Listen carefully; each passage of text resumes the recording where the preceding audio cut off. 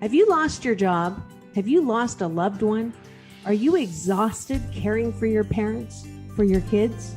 Well, you can find immediate relief when you read Sheila Mac's new #1 bestseller, Bootstraps and Bra Straps. It contains the Boots formula to move from rock bottom back into action in any situation, especially right now. If life has knocked you down, pick yourself up with Bootstraps and Bra Straps. Get your copy at www.sheilamac.com today. Are you ready for a reboot? Welcome to the Sheila Mac Show, reality at its finest. History reminds us those hit hardest often become the change makers. This year, we've all hit crazy economic, social, and emotional rock bottoms. We all get knocked down. Something hits globally, locally, personally. It affects our health, finances, our relationships. We have to recreate a business or career. Each show, Sheila and her special guest will be sharing their reboot stories, guiding you with real solutions to upgrade and up-level emotionally, mentally, physically, spiritually, and financially. Here on NBC's KCAA Radio, Mondays at 1 and Wednesdays at 7 p.m. Pacific Time. If you're ready to pull yourself up by the bootstraps and bra straps, enjoy a listen. Here's Sheila.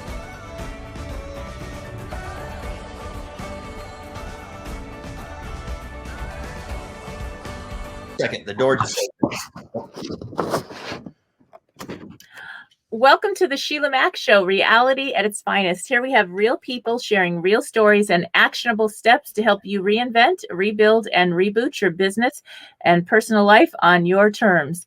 I'm your host, Sheila Mac, and today we have special guest Robert Radnoti, and he is a successful life coach, a strategist who has shaped thousands of clients, athletes, and business organizations to improve performance. He coaches how to implement custom life strategies in two key areas for a legendary life: the science of achievement and the art of fulfillment. His life has been full of hard-earned lessons and challenging experiences. So he was born during the Hungarian Revolution, where English was a secondary language. Wow. And growing up in Las Vegas, he went from delivering newspapers, working as a dishwasher and cook, to receiving academic and athletic achievements from the University of Colorado at Boulder with a chemical engineering degree and MBA from UCLA. And he's going to share a little bit more about his story. But he continued improving his tool bag of life coaching brilliance. He received leadership credentials from distinguished programs, including the Institute for Life Coach Training, Investment in Excellence, the 7 Habits of Highly Effective Leaders, the Hoffman Process, Transformation, Opono, and has traveled the world studying with Tony Robbins, life and business strategist, as a platinum member and senior leader, exploring human excellence and results coaching.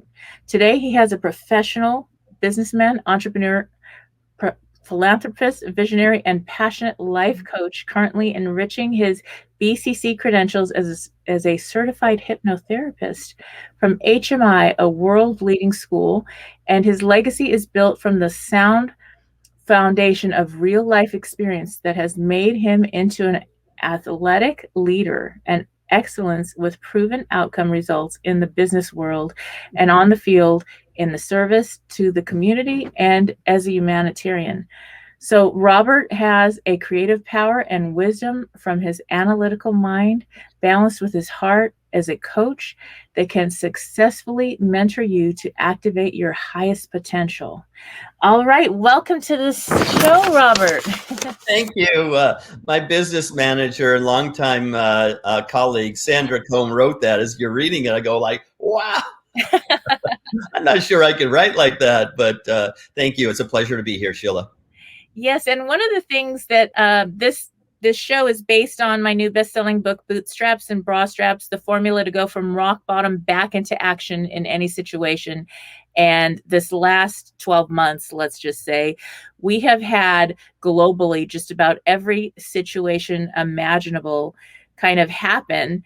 And so I like to start off with asking if you have a a time in your life where you had to overcome, or in your business where you had to overcome a tough situation, and how you got back on track? Well, I think that there's a lot of those kind of situations as you get older and older.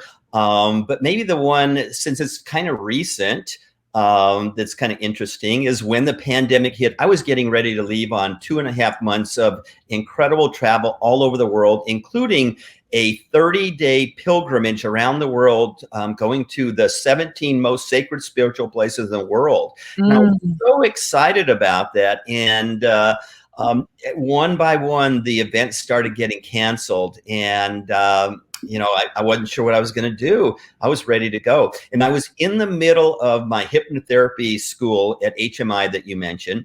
They were getting ready to actually expel me from school because I had exceeded the leave of absence policy.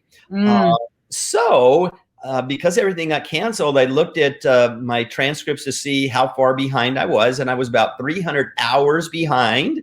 And they didn't expel me because I didn't leave. I didn't miss another class.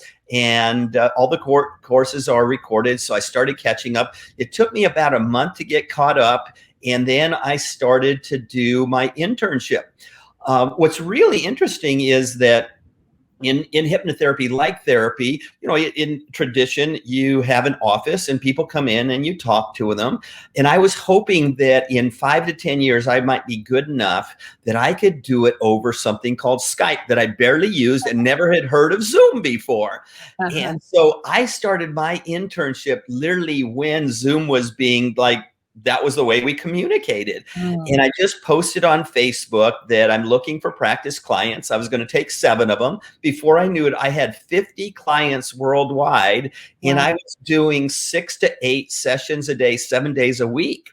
And it was incredible, the amount of learning that I had to do. This unfortunate incident that I didn't get to travel the world and had to stay here in a tough place, Malibu, California, and finish my hypnotherapy. But it turned out to be the best thing ever. And by the time I graduated in July this summer, the administration informed me that in the 53-year history of HMI, I had the most internship hours ever.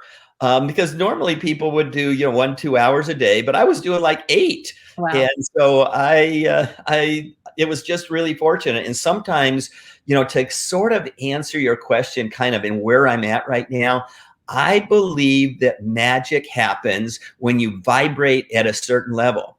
And so, even thinking about your question about hardships, yes, I've had hardships. We've had suicide in our family and all sorts of things happen. I went through a divorce and lost a house and things like that. But as I've continued to evolve and gotten involved, quite truthfully, in the Joe Dispenza world, it's been fascinating. And I've learned about, hypnotherapy. And I'm an engineer. I'm a chemical engineer. This wasn't part of my life. I'm an analytical guy. And suspending that analytical mind, really, and moving toward this different place of vibrating and turning on that electromagnetic field around you. Now, quite truthfully, I think I can handle anything that happens in life. Yes, that does make a big difference. And it's a total different mindset for sure. I know my first job at 18 was at Jet Propulsion Lab in the engineering department, programming. And it wasn't the best fit, but I was there for like 4 years. And so I learned a lot and was surrounded by engineers most of my, even later on, because I lived in La Cañada near JPL. And so most of my close friends were either engineers or their husband was an engineer. And so that's what was around. So you don't talk about those other things, those woo-woo things. You must be a superstar, because JPL, getting a job there, that was one of the places I applied for. That would have been like the coolest thing. So congratulations for that. What was really wild? I did not have a degree. I was 18 years old. I had a certificate in programming. I didn't even qualify for the math to get into the class because I graduated high school at 15. And so I was the C student that didn't cheat. I took maybe 12 hours to do a program that somebody else that knew math really well could write in 4 hours. Yet I didn't cheat, so I passed. A whole bunch of kids in the class cheated, and so they got disqualified and got a fail. And then I was the only one that knocked on the door and applied. Wow. And knock on the door and ask. Yes. I was just going to say, because you just said something brilliant for your audience here, is oftentimes that's the case. If you get knocked down, knock on the next door until someone answers. It's brilliant. You knew that when you were 18 years old. Yes, yes. And that's something that has helped me so many times. And right now is such an interesting time for many people. But the other thing is, many of the things that I did that I ended up getting paid for. I mean, right now we're in this political realm, and I actually ran campaigns for an engineer that was running for assembly, and then other people. And they asked me my political party. I said, Free Spirit. I knew nothing of politics, but we were friends. And I ended up getting paid and hired in the political realm because I was really good with people and coordinating, and the manager wasn't doing a good job. So I took over the campaign. And so it's really funny because I was just volunteering because his wife was my really closest friend. And so we would always spend time together. Our kids played together, and I just kind of was a great fit. I was volunteering. So if you're looking for a job right now and you can't find anything, and there's something you're really good at, I'm good with people, and whatever that is. And so even though I knew nothing of politics, and still to this day, I'm free spirit, let's just say that.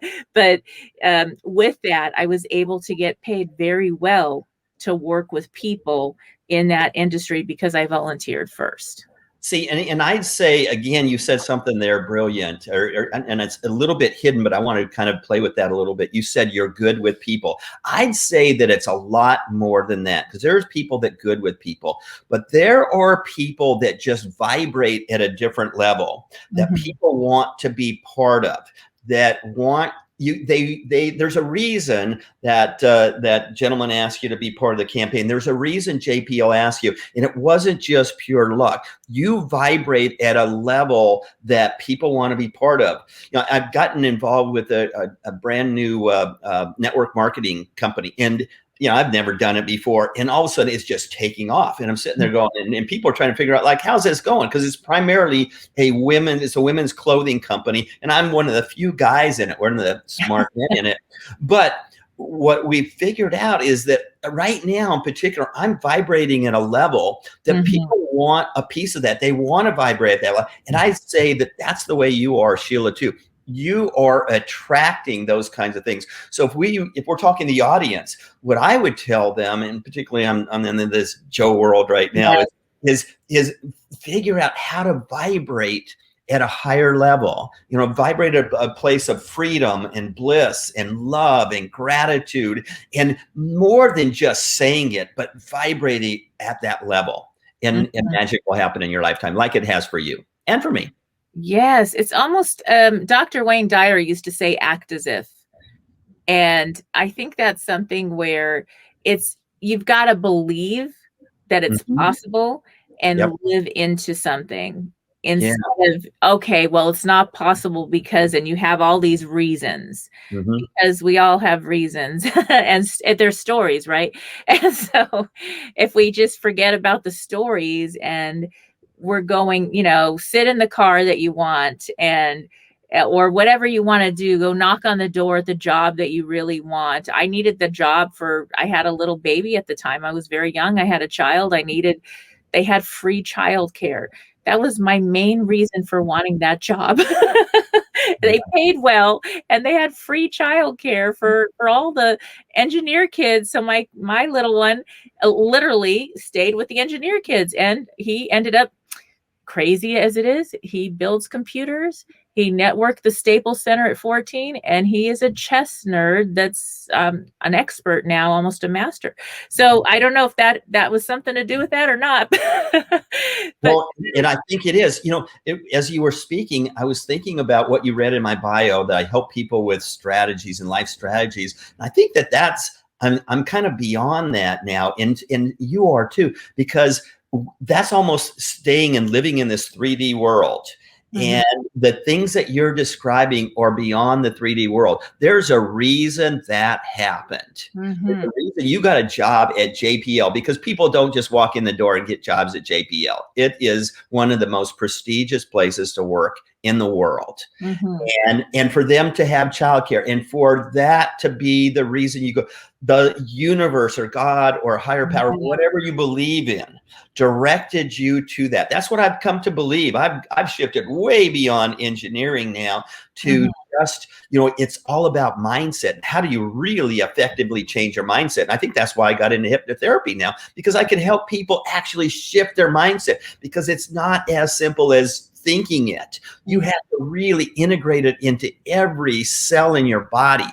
And that's not that easy to do through affirmations and yelling and screaming and things like that. You really have to get into the science of how do you do that, get things into your subconscious. That's the thing. Now, how does that work? I'd love to hear more about that, Robert. How does this hypnotism actually help people reprogram their subconscious? Well, it's interesting. I got into this because I was coaching track and field and cross country at Pepperdine University, and we were minimally funded, minimally scholarshiped in Division I program up against a UCLA, USC, the big schools, and I wanted to win so badly. That was my primary question. How do I win this? Which may or may not serve me well, but that's what it was. And somehow I came across a friend or a neighbor, I think it was a neighbor, told me about this hypnotherapist. And I thought, gosh, wouldn't it be neat if I could hypnotize my athletes and unlock their brains so that they could run a little bit faster? Because I'm recruiting not the best runners in the nation. I'm getting, the number 3 or 4 runner on a team, or maybe even a JV kid on the team. And I'm wanting them to compete with UCLA runners, Oregon runners, and couldn't do it. So I decided I was going to learn hypnotherapy and hypnosis to unlock that. And it turned out once I got involved with it, I go, holy tamale, there's like 146 different things that hypnosis helps people with. And then from the Tony world, my top 2 human needs are growth and contribution. And it just lined up perfectly, because now I get to help people and I get to grow and I get turned on by that, and then vibrate at an even higher level, and then get to help even more people. So that's how it kind of started, was from wanting to make my athletes faster. Yes. Wow. Well, actually, this is really going to blow your mind. The first place I was ever hypnotized was at JPL. Oh, honestly, they had a special program, and they said anybody that wants to try this out and sign up, it was funded, and a hypnotherapist came in and did hypnotherapy on us. And I had something I was working on, and quitting smoking back in the day, and I quit like in 2 weeks and never touched a cigarette again in my life. Yeah. And it's like disgusting to me still to this day. Yeah. And it worked. Like, I think I went to 2 or 3 sessions, maybe at most. And it was just like a fluke. Like, well, that sounds fun. And it was like during your lunch break, you can go or whatever, and you sign up and they covered the expense or whatever it was. And I don't know who it was. I don't remember their name. It was so long ago, but that was my first experience. So I know that it works. Yeah, I bet it was someone from HMI. It's the leading hypnotherapy school in the world. Joe Dispenza graduated from there. Marissa Peer did. Kind of all the top hypnotherapists in the world pretty much graduated from HMI. Yes. Isn't that interesting how our conversation goes back there and why that came up? So even the JPL was like, hey, try this out. And from the other people that I knew in my department, it helped them too. So it was pretty cool and interesting, I thought. Now, this was back, okay, this is dating myself. This was back in the day where we had DOS and we had intranet because it was government, but we did not have an internet at home yet. Mm-hmm. We did not have cell phones. That's how long ago it was. Yet they were doing hypnotherapy. Well, hypnotherapy has been around for hundreds of years. Quite truthfully. And so that doesn't surprise me at all. It is the leading process for smoking cessation. It has the highest success rate. I've done it with, I think, just 3 or 4 clients now in my short career in this, and one of them stopped in one day, one session, and one of them took like 3 or 4 sessions. So it depends on each person. Yes. Isn't that interesting? Wow. So that's great. And what do you suggest for people listening in if they're interested in learning more about hypnotherapy, or are you offering sessions in hypnotherapy, or how does that work? How would somebody get involved with that? Yeah, if someone wants to try it out, they can contact me at radnotihypnosis.com or robertradnoti.com. I'm easy to find, actually, and I do a first complimentary session for everyone. But you could also just reach out to HMI. They're in Tarzana, California. Mm-hmm. There's a lot of free classes there. So some people want to learn self-hypnosis. There's a free class there. There's relationship courses. There's all sorts of neat things. And if someone is actually interested in becoming a hypnotherapist, there's an orientation. I'm happy to talk with anyone about that, because a lot of people in our world actually really thrive in it. And it's just so much fun for yourself and for others. I wanted to just kind of quickly say I was working with this cancer patient in Australia who I met in Dubai at my very first Dr. Joe event. And just a few months ago, we were doing a session and her little dog was running around barking and yapping, and that doesn't really work. So I said, put that dog up on your chest. I'm going to hypnotize him. And she goes, what? You can't do that. I said, yes, I can. And I just remembered in the back of my mind that the world's foremost dog and cat hypnotherapist is an instructor at HMI. So while she's running around getting him, I'm Googling on the side how to hypnotize a dog. And I found the article on it, and I had it there, and I put him out there. I hypnotized her dog to stop barking. And it was the coolest thing, because I wasn't sure if I could do it, but it worked. The next day, she posted on Facebook a video of her dog sitting next to her calmly on the couch. And the message was, her husband, Daniel, goes out for a 3-hour bike ride every Saturday. It's the worst time of her week because Princeton, the dog, barks nonstop. Because she had a hypnotherapy session the night before and I hypnotized the dog, she now is calm and feeling great. And it was just such a wonderful experience. So dogs and cats are hypnotizable too. Everyone is. Incredible. Wow. Well, I have a puppy for you. My new puppy. She's so cute, but she needs a little help. Oh, yeah. Gone to puppy training camp for three different times. Wow. And each time she's getting better and better. Okay. Well, they're like their people.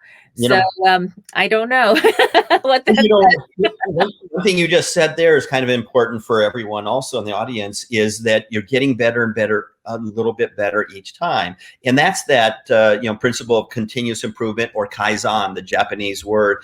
And, some people want instant results, and you might get them like I got with Princeton, or you might get them like you're getting, and just getting better all the time and having the patience and consistency and resiliency to do that in whatever you're doing in life. Just like knocking on the door for you. You're not going to knock on maybe the first door and get that job at JPL. It might take 100 knocks on the door, but keep doing it. Right. And then maybe that's kind of one of the key things for today, is for anyone that's been knocked down, is keep moving forward, keep making progress, keep growing, keep making yourself a better person, so that next door that you knock on, they might say, hey, come on in. And by the way, we have free babysitting. Yes. And, there's something about, no matter what you're doing in life, sometimes we're called to do work that we don't really love, let's just say. And there's always that. There's, okay, I've got to pay the bills this month and I've got to do X, Y, Z. And many times I refurbished houses and big commercial buildings, and I would hand paint the stains and I would remodel them myself and do the work. And it was such an experience, but it actually blessed me in so many ways and allowed me to do other things that I love that I wouldn't have been able to do had it not been for that sweat equity in something that I didn't love so much. But it's who you're being in all you're doing. So no matter what you're called to do this year, maybe because you've had a change in your job, or you've had to take on a second job or something. That's not forever, but it's how you show up at that job, who you're being and all you're doing, that's really going to make a difference on the energy in the room, how people see you, and your opportunities will show up so quickly that you won't be doing that. I did not love programming. Mm-hmm. Okay. I would go home and have to put ice on my neck and my wrists from the, I guess, carpal tunnel. I never did an operation. I never did anything. I never wanted to say anything. It was a good job, right?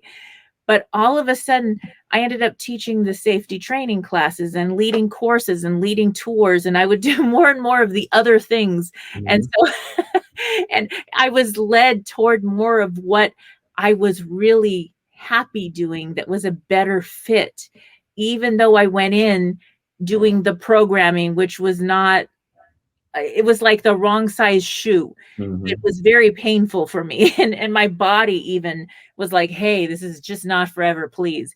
And, you know, you do what you need to do for your kids. You walk on fire, right? Yeah. And you do whatever you need to do. But at that point, my son was also very sick and I needed health insurance. Mm-hmm. So I was, maybe the look in my eye was like, you have to give me this job because I've got to get this kid to the hospital.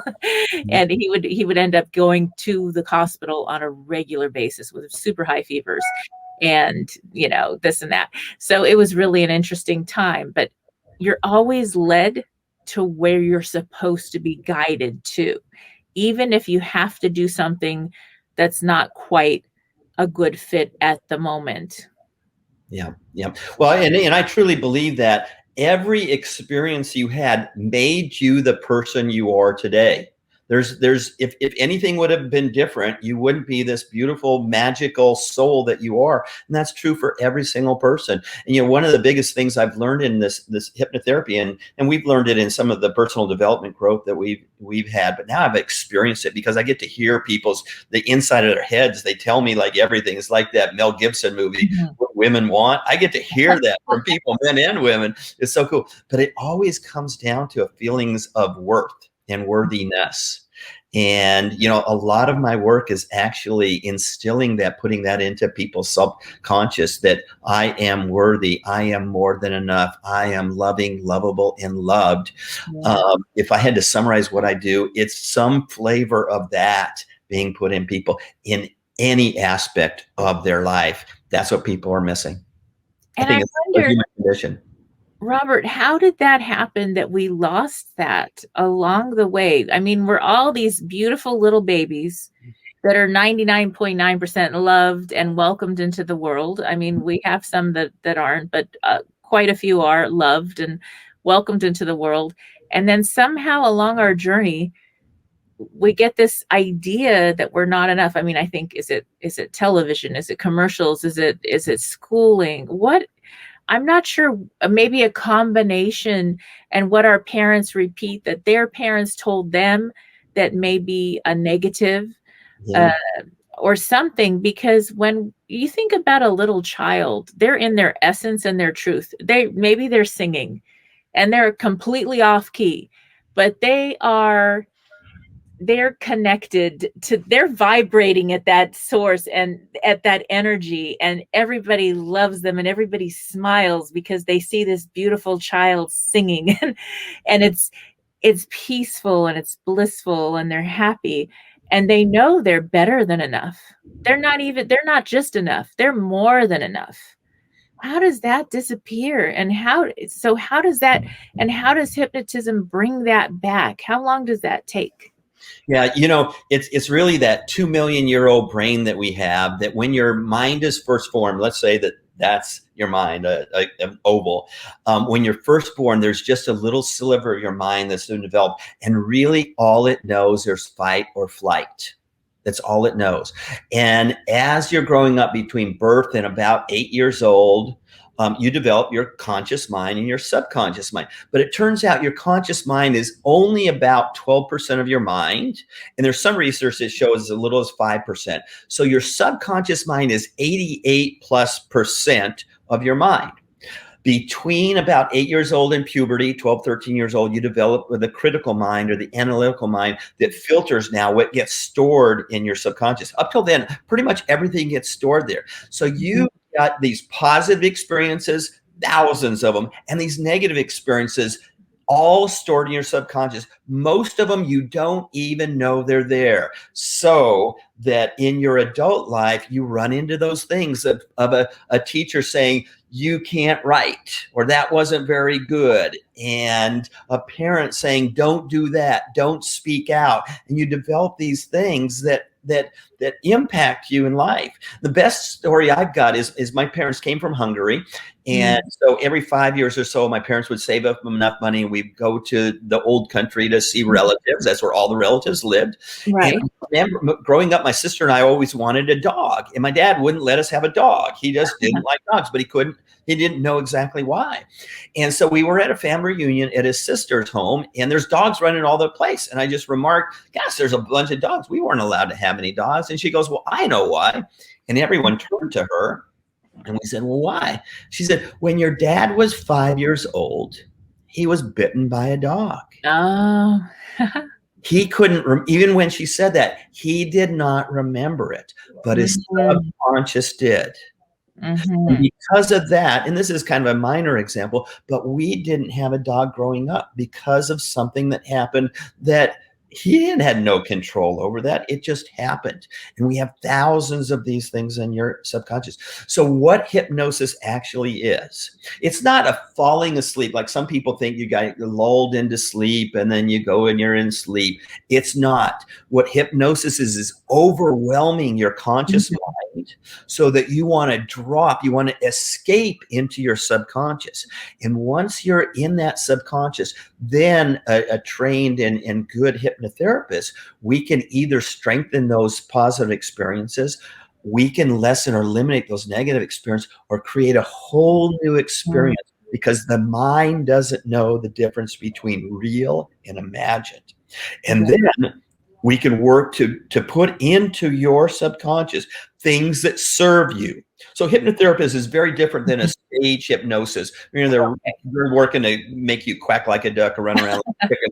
You know, there's a code of ethics here. We are listening to the client and saying what serves that person, and they tell us, and then we use those words and put them into their own subconscious, their own words that serve them. And it's just an incredibly powerful tool that I'm so excited to share with people that I run into.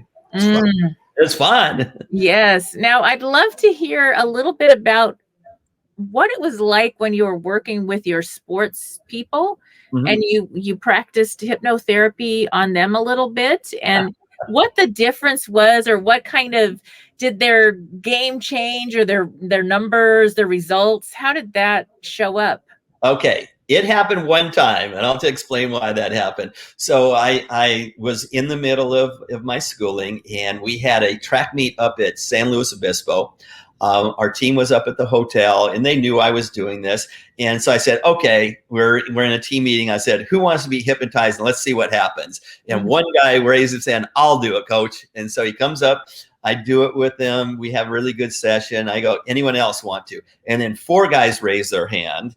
And so 4 more came up. I did all 4 at the same time, which is pretty amazing because I'd never done that before. And then 1 more person. So 6 total guys on our track team did. None of the girls were willing to because they were scared. Yeah. And so the next day, all of them set huge PRs, personal record. And so we're all excited about it. You know, we're going, this is going to be kind of thing. But, and I shouldn't say this probably, but I'm not a Pepperdine any longer, so I'll just say it. That Monday, my athletic director called me in and said, hey, I heard what you did Saturday night or Friday night, this hypnosis thing. You know you can't do that. And I said, why? And he said, we are a Christian school and you are acting like God. Oh, yeah, got it. I understood. I hadn't really thought about that at all. I was just trying to help our athletes, our young people, and impact them. So I did it just once. 6 guys, all personal records. That's my 100% batting average or 1,000% batting average. But that was my lone time I was able to do it. However, there is an exercise that I've done for a long time. I learned this at Arizona State University's sports psychology department, 40 years ago or so. And I didn't realize what I was doing was really hypnotizing athletes. And I've always done this. I get the athletes to lay down on the ground, and I do this visualization where they tense up their bodies and relax it, and I'm actually putting it into hypnosis, and then I go through a visualization. So I've done that all the time, but I didn't realize that was hypnosis until I went to hypnotherapy school.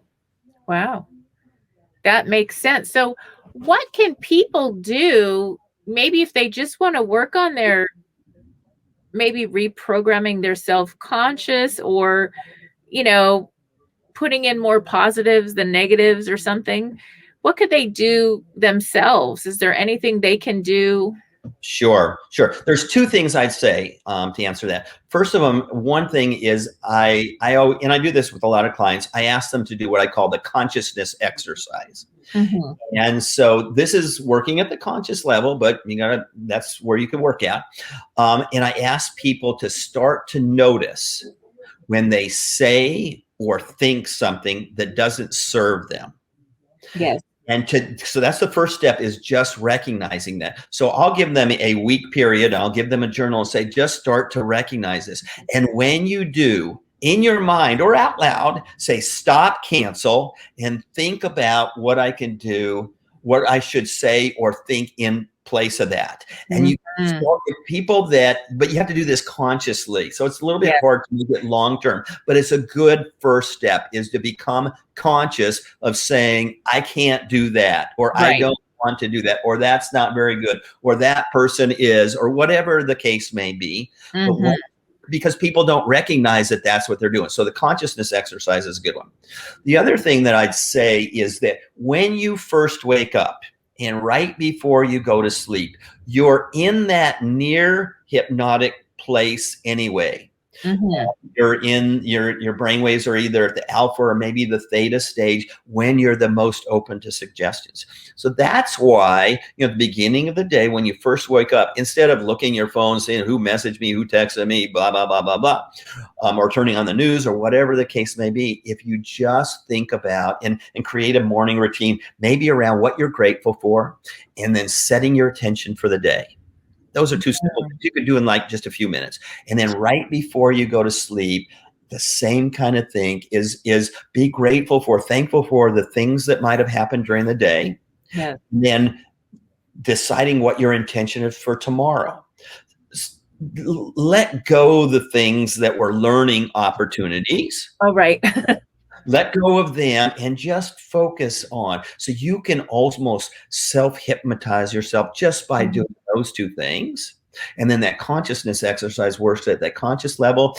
The morning and evening can work at that subconscious level. If you can develop the consistency around that, you can make impact into your life fairly quickly. That's beautiful. And I mean, it made me think when you were explaining all this about our news right now. And I mean, all of 2020, the news was just ridiculous, and just not watching as much, but also having what went right today. What went right today at home, in my community, at work, in my world, instead of focusing on the wrongs or the negatives that whatever. And I think there is a lot going on. Yes. I mean, you don't want to totally ignore, reality. I do. But at the same time, you don't need to live there. You want to be aware, okay, the bridge is out, so I might have to take a different road home. But other than that, I don't need to know everything. Right. And just what really affects something. And then I go and I can just live my life and look at the positives. I mean, to me, it's almost like sports. I always said I have to admit this, and I know you're a sports guy. I never liked going to watch games unless maybe it was my kids' games, but I like to play games. That doesn't mean I was a great sports person. I just liked to not be benched. Sure. So for me, I feel like when I'm watching the news, I'm benched and I'm watching all this stuff I can't change. I want to go actually play at life and see what I can do to make it better somehow. Yeah. What can we do to make somebody better off on this planet right now? Yeah. And that to me is, playing the game full out versus being benched and watching everybody else, whether that's watching negative news or watching shows about other people living life. Yeah. Well, each of us are individuals, and we can impact the world that we live in, and we can make our world our playground. And, and there's many of us that's what we do.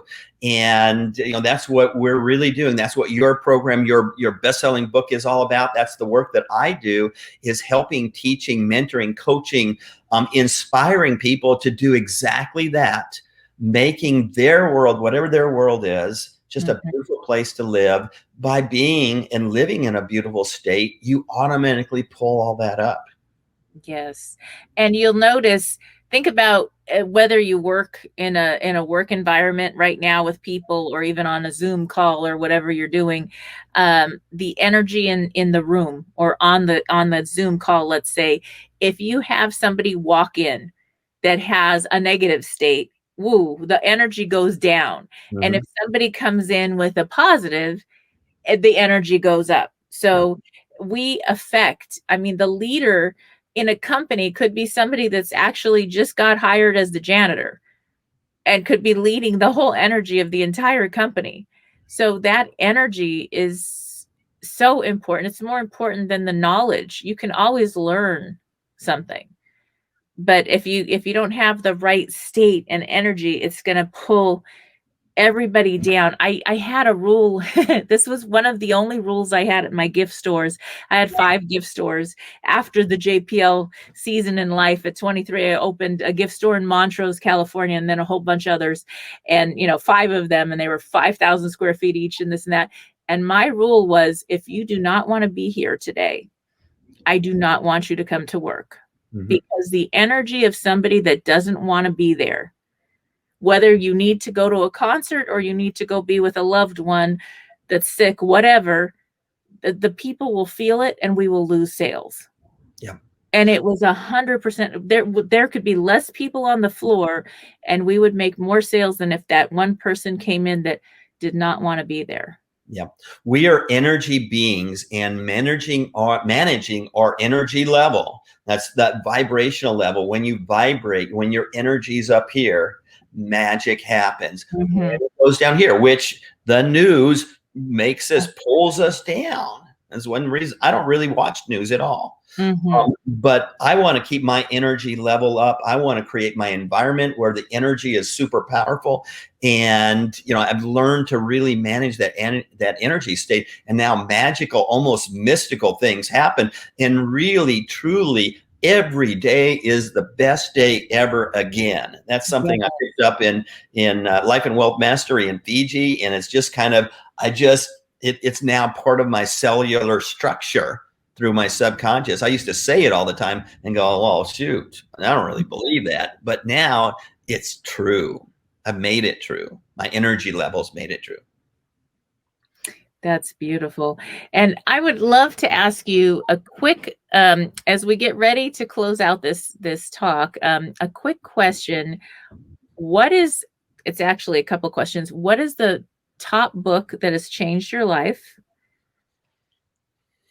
Oh my goodness.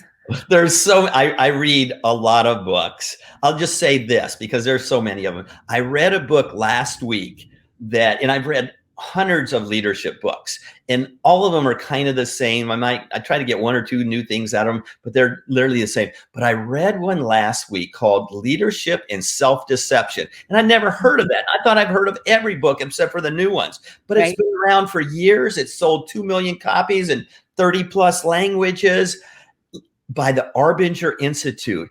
It was so unique that I read it and go, wow, that blew me away. And I didn't think that there was a leadership book that would do that for me. I'm looking for incremental. This one kind of shifted my mindset. So that's the one I would pick for this moment. And if you could go back in time and give your younger self one short piece of advice to get through a tough time, what would you tell them? Figure out a way to not let that feeling of rejection impact the way you feel about yourself. I love that. That's it. That's it for me. It's something I had to work on all my life. Is little things would make me feel rejection. Now I understand it from our hypnotherapy school, why it happened. And, because I'm a pretty successful guy in a lot of things, like most of my life, but little things would happen and I would feel rejection and I would completely shut down. I wouldn't talk to my family. My daughter told me I didn't talk to her for long periods of time when I felt rejected. And the rejection is kind of like, it's not even an overt thing. It's just little thing. She said that she didn't want to be a pole vaulter any longer. And I'm the head track coach and she didn't want to do it. I took that personally on. It seems so stupid today to do that. I'm just telling you the way my brain used to work and the way about 50% of the population works. Little stuff happens and we take it on as rejection.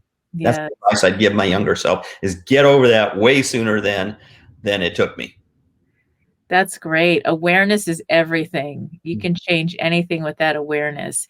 And I'd love for you to share again how people can connect with you, maybe if they want to get hypnotized or sign up for a session or two. You could just Google my name. I'm easy to find. Someone told me I have 18 pages on Google. I don't know how, but robertradnoti.com or Radnoti Hypnosis, or on Facebook. I'm the only Robert Radnoti that's on Facebook. I'm easy to find. I'm at my limit of 5,000 friends, but someone could always send me a message and I'll always respond to them. Awesome. All right. Well, thank you again for being a guest on the show, and stay tuned. We'll be back after these messages. Thank you. The unofficial spokesperson that shares about 211 every chance I can. So some of the things that 211 offers for those in the United States and in Canada, 211 in your state or province. And if you Google that, you're going to get a list. And this list is going to be links. So it's going to be CARES, housing assistance programs. It's going to be housing and shelter, food. That's like food banks or ways to get help with food, mental health help, addiction and adult protective services, infants and children's support help, health care, help with addictions, licensed health facilities. So that's important if you're dealing with, maybe you have elder care and the facility where your loved one is staying is now getting closed due to COVID or having an issue. Licensed health facilities, maybe somebody you know and love needs to now be placed. I have an entire chapter in my book on parenting and parenting our parents as well. And there's a time in our lives where we end up being the parents to our parents and taking care of our elders. I took care of all my elders at a certain point, and some of them, depending on their health situation, had to be in a care facility for their safety or for healing purposes. Hey, this is Sheila Mac, and this is the Sheila Mac Show on NBC's KCAA Radio, the station that leaves no listener behind. And today we were talking about the benefits of meditation and a good solid meditation practice that can be as short as you'd like, even 10 or 20 minutes a day. So I looked up some of the benefits of meditation based on science, and here is just a short list I wanted to share with you. Science-based benefits of meditation. It reduces stress. Stress reduction is one of the most common reasons people start a meditation practice. Meditation helps alleviate anxiety and depression. Meditation also has been shown to promote better overall emotional health and a sense of well-being. Meditation has been shown to enhance self-awareness. Meditation may reduce age-related memory loss. That is a good thing. And meditation generates elevated awareness and the ability to be in a state of peace and kind actions. And also, meditation helps people overcome addictions. And I have interviewed quite a few people on the show who have overcome addictions, and many of them have actually said that they started a meditation practice as part of their healing journey, overcoming the addiction, and it really made a difference for them. And that also goes for many clients that I've worked with. In my new book, Bootstraps and Bra Straps, the formula to go from rock bottom back into action in any situation, I also have an entire chapter dedicated to overcoming addictions, and also another one on self-care and spirituality, where I get more into how meditation, prayer and meditation, whichever you choose or however you choose to have this special gift of time each day, can truly heal you and help you as you are overcoming a tough situation, whether that be an addiction or if you are getting out of a difficult situation, maybe leaving an abusive situation, going through a divorce, whatever it is that you might be dealing with right now when you feel overwhelmed, just with 2021 starting out and we're getting back on track and still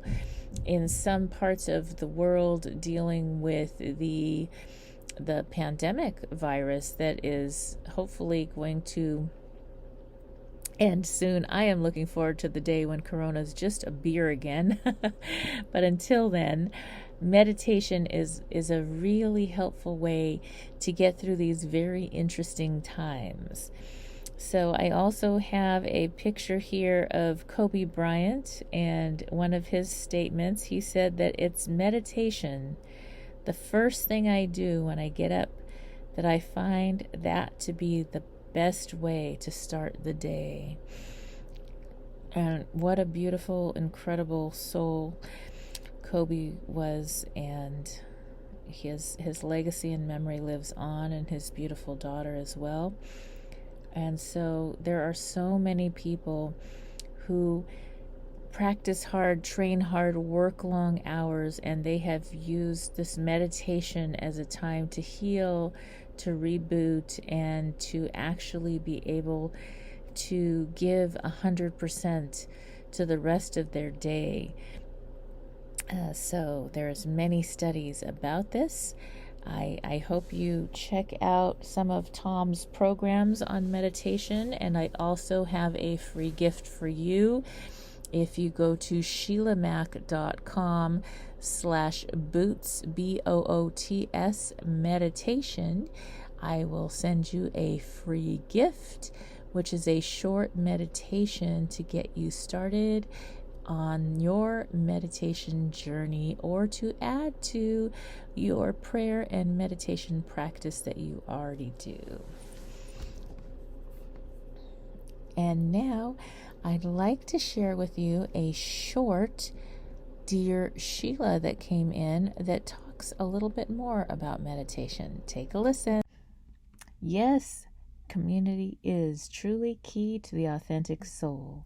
And if you are just tuning in, this is the Sheila Mac Show, reality at its finest. Here we have real people sharing real stories and actionable steps to help you reinvent, rebuild, and reboot your business and personal life on your terms. I'm your host, Sheila Mac, and now it's time for a Dear Sheila. So if you have a question for me, please send it in to www.dearsheila.com, and your question may be selected to be shared on one of the radio shows. And if your question is shared, it will also be entered in a contest. This is a giveaway question contest. So once your question is shared on the air, you'll be entered to win a prize, and we have some fun prizes from many different vendors. So send your questions in again to Dear Sheila. Dear Sheila, I struggle with really bad panic attacks. Sometimes it gets so bad that it gets triggered at work and I will have to leave because I can't stop crying. I can't live like this anymore. I'm thinking about trying medication because I want to get in control of my thoughts and my breathing. Because I've heard that meditation helps with anxiety. What do you think about that? What advice can you give me about meditation versus medication? And what techniques work best to conquer anxiety? Signed, Struggling to Breathe. Dear Struggling to Breathe, panic attacks are some severe issues. Now, meditation is a huge help. However, I would definitely start with checking in with my doctor. And the reason I say that is because sometimes panic attacks can be a symptom of something else going on physically. So I would suggest that you go to your doctor, have them do a regular physical exam, and let them know what's going on. Was there something that triggered these attacks? Was there something that happened in your life? Did you hit a rock bottom event that you started to notice these panic attacks? Sometimes it could be that your vitamin D levels are severely low, or some other thing could be terribly off. It could be a medication that you're taking that's interacting with some other thing you're taking, or a food you're eating, and it's causing you to feel like you're having panic attacks. It could be hormones that are off. And so just rule those things out first. You can start meditation right away. Doesn't mean you have to wait for the doctor to start meditation, because meditation is something you could do at any time in your life. Could have been an auto accident. It could have been losing a loved one. Anything can cause panic attacks. And it could be that it reminded you of something that happened when you were really young, and then one little thing brings all that back, and then you start having these severe panic attacks. And once you have a panic attack, it makes you have physical symptoms. And so learning how to breathe when you meditate. When we meditate, we're learning how to slow ourselves down, how to breathe, and how to let go of the outside thoughts and go into a place where we can just calm ourselves. So we're training our body and we're retraining our brain to think differently and get control of our thoughts, because that's a way to get control of these panic attacks. And there has been study after study that shows that meditation will help you overcome these panic attacks. So between your medical doctor, perhaps some therapy or other resources, depending on what was your trigger, and good meditation practice, you can overcome these panic attacks quickly and get back on track. I hope this helped. Here is another quote on meditation from Dr. Wayne Dyer, now a beautiful, incredible spiritual being, still giving us messages to this day. And here's his message. One of his quotes is, "The practice of meditation takes us on fabulous journeys into the gap between our thoughts, where all the advantages of a peaceful, stress-free, healthier, fatigue-free life are available, but are simply the side benefits." I do have some homework for you. Go ahead and grab a copy of my new best-selling book, Bootstraps and Bra Straps, the formula to go from rock bottom back into action in any situation. It is now available on Audible, Amazon, and Kindle, as well as at www.sheilamac.com, and get your free Boots meditation gift for the holiday season at sheilamac.com/bootsmeditation.